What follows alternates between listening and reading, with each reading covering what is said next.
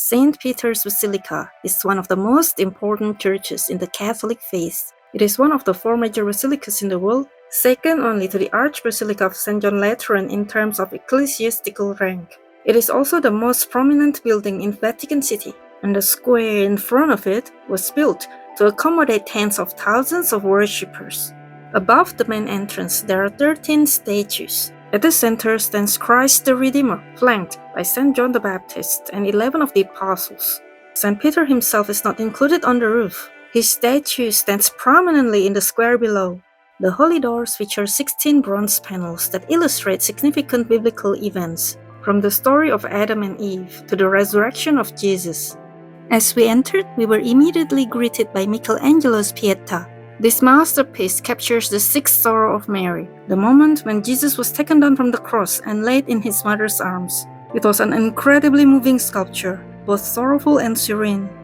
The ceiling and wall artwork looked divine, a shining example of Renaissance architecture. Every element was highly detailed and meticulously arranged, embellished with golden ornaments and sacred murals. The altar itself was majestic. The towering bronze canopy or baldachin featured a dove, symbolizing the Holy Spirit and the church's spiritual shelter.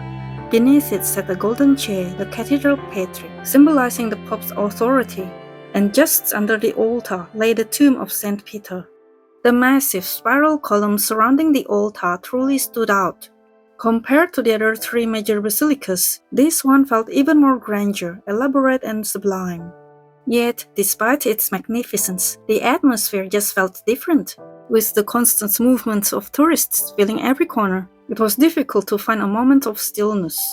In many ways, the sacredness and serenity of the basilica seemed overshadowed by the crowd.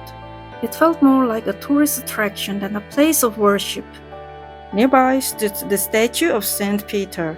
In front of him stood two bronze torch holders, carved with detailed depiction of the journeys of St. Peter and St. Paul. These were custom-made for the basilica and added a sense of narrative majesty to the space.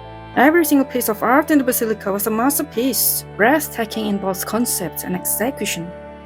We then headed to the catacombs beneath the basilica.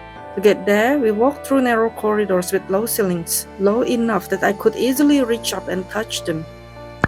The older tombs were adorned with stone effigies, sculpted in the likeness of the popes in eternal rest. In contrast, the more recent tombs were more restrained and minimalist.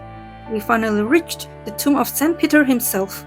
The area was like a labyrinth, and with the dense crowds, the pathway became quite stuffy and confusing.